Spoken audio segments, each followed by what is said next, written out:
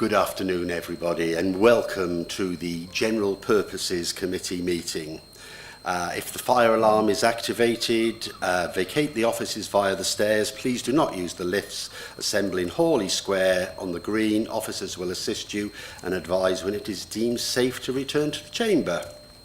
Would everyone present please ensure that their mobile phones are turned to silent and they're not used to make or receive phone calls while the meeting is in progress. Please note this meeting is being live streamed for members of the public. The meeting will also be recorded and subsequently broadcast on the internet. Does anyone intend to film the meeting? No, thank you very much. Go to H. Officers in attendance. We have Sonia Godfrey, Head of Human Resources, Ingrid Brown and Tony Marmo.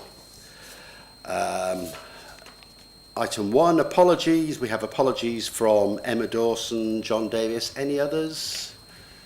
Thank you. Declarations of interest. Does anybody have a declaration of interest? Thank you.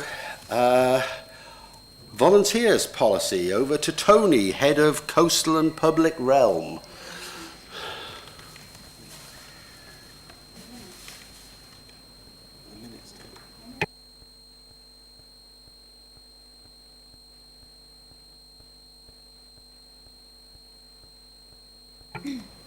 The minutes of the previous meeting held on the February. Can I have a proposer that we accept them as a true record of the meeting? Thank you, Tricia. And seconded, David. Thank you. Volunteer policy.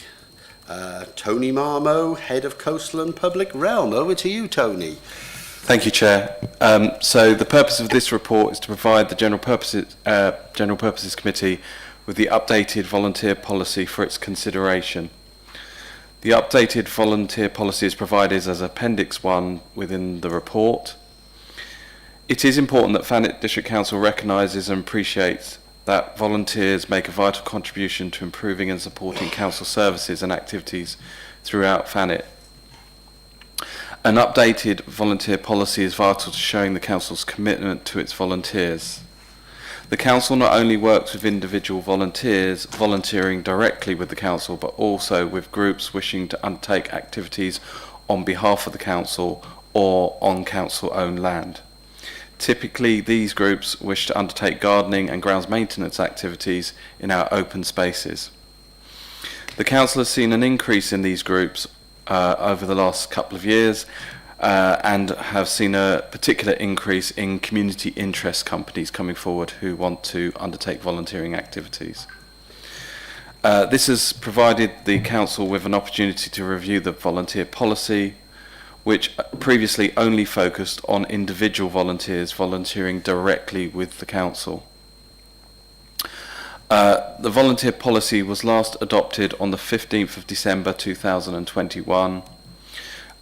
In order to address the policy not having groups included in the policy, an officer working group was formed this year to review the existing volunteer policy and provide a new policy incorporating groups such as community interest companies.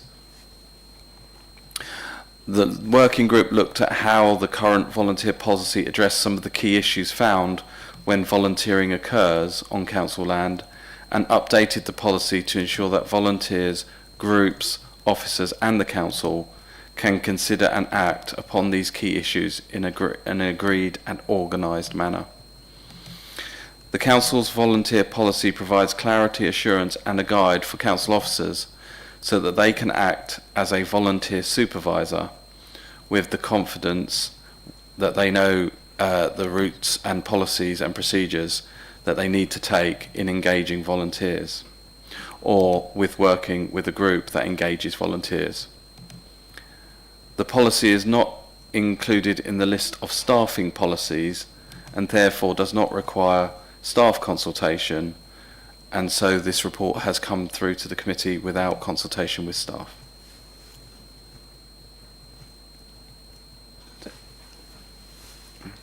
Thank you. Do members have any questions or comments to make? Rick. Yeah, thanks. Obviously welcome this policy and the updating of it to make it more suitable as outlined by Mr Marmo. I just want to ask a question, really, a couple of questions. Point 12, political factors. It says the council is a political body and is led by the decisions of its elected councillors. Volunteers must not use their volunteering activity to further any political aims. Well, I think that's perfectly reasonable. And the next one is try to influence the council's decision-making process, particularly in relation to their own activity or role, other than in an official consultation process. Well, I would argue that if you're a volunteer in a gardening group and you have a strong view about, I don't know, bin collections, you shouldn't need to be in an official consultation process in order to try to influence the council's decision making. It seems a bit of overreach to me.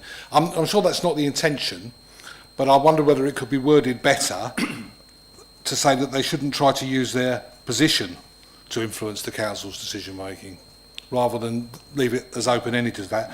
And the other one, I'm just a bit sceptical about, I think it's 14, termination of activities, and it says the volunteer, maybe the placement of a volunteer may be terminated by the council or the volunteer with 1 week's notice.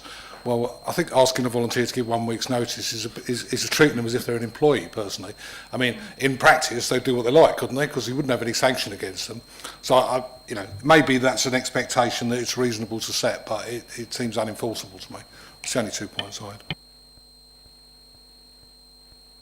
had. Tony? Yeah, so we can look at the wording. Yeah, you're correct. Our intention was to try and state where we didn't want undue influence, but you're right in correcting that. So I can have a look at that and change it. In terms of the notice period, we put in that as a guide. Obviously, a volunteer could stop volunteering immediately, but we're trying to point out to both council workers and to volunteers that ideally the scenario that we'd like to be in is to be able to say to somebody with a week's notice, but you're right, they could stop immediately. There's nothing that can enforce that.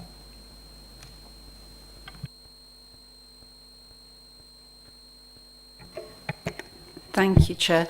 Just picking up on the previous discussion, is it not just a question of, is it not a question of that we're not expecting the volunteer to use the fact that they're volunteering in an inappropriate way to try and influence council policy? Obviously, as a resident, they're entitled to, but it's to do with their role as a volunteer, isn't it? That maybe they think they have the ear of an officer or that kind of thing. Perhaps it's maybe that.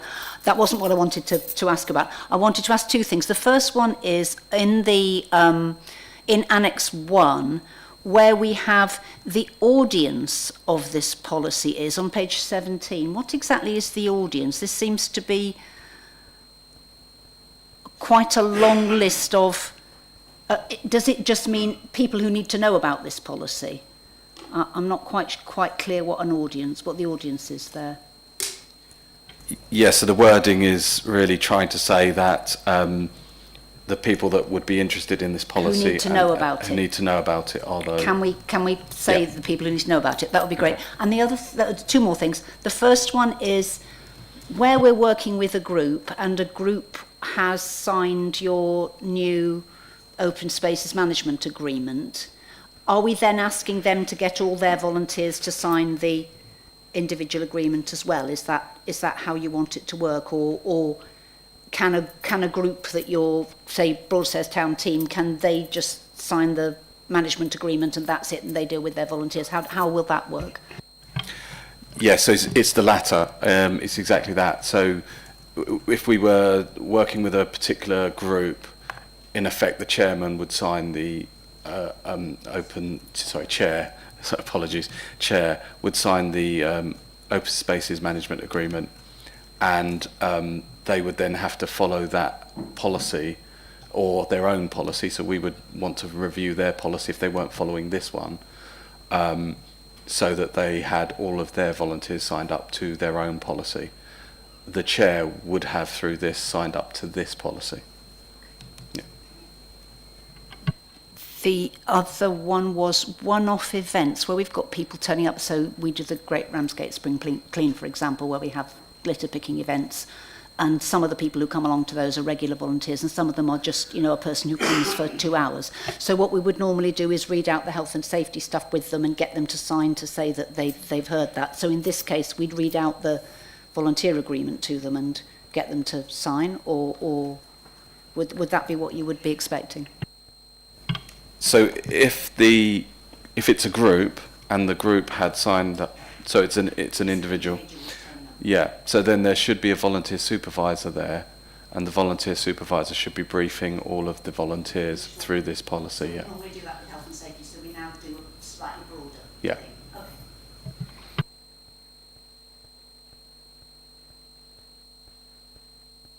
thing. Okay. Yeah, thank you, Chair. Having read it thoroughly, obviously not as thoroughly as Councillor Everett has done, because you picked them out and I didn't. So, I mean, it's pretty comprehensive. You know, it covers, you know, I was looking for something that it hadn't covered, and every time I thought of something, it was covered when I got further down the page. So I think it's a great little policy, and I fully support it. Thank you, Chair.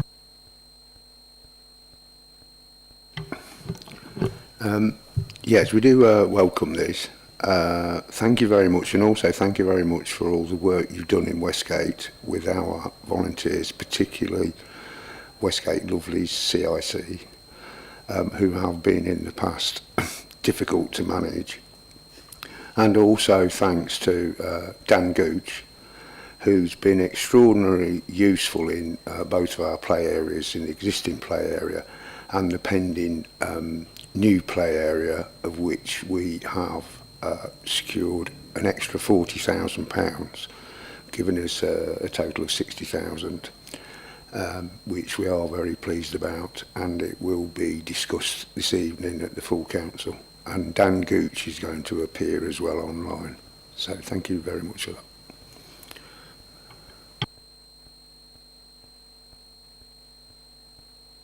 Might I just suggest, in corresponds with you, a couple of simplifications of wording in the agreement, because there's some things that are quite complicated that could be, if that's okay? Thank you.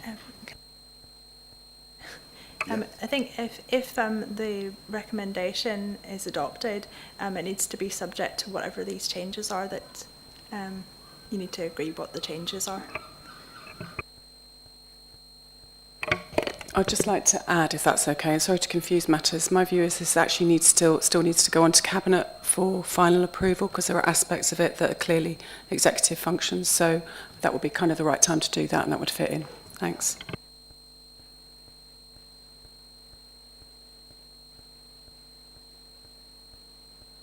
So we're passing this as is and leaving it to Cabinet to make these slight adjustments. Yes? Yep. Okay. Do I have a proposal? Oh, sorry. The committee is asked to consider the following recommendation: to adopt the policy as presented in Annex 1 of this report with effect from the 10th of July. Do I have a proposer? Thank you. Councillor Steve Alban. Do I have a seconder? Thank you. Speak to that, please. I don't think you can do that if it's got to go. I mean, it can't take effect if it's got to go to Cabinet. So we'll have to revise the recommendation. But will it have to come back here again then? No. It just goes to Cabinet. So we don't need to propose it and second it?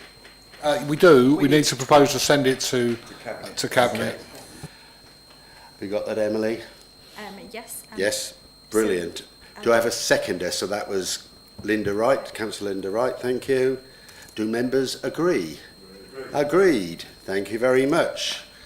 Meeting closed at 14:16. Great, thank you. Quite your record, Councillor. No, it's not, but it's... Thank you very much. You were in very argumentative form today.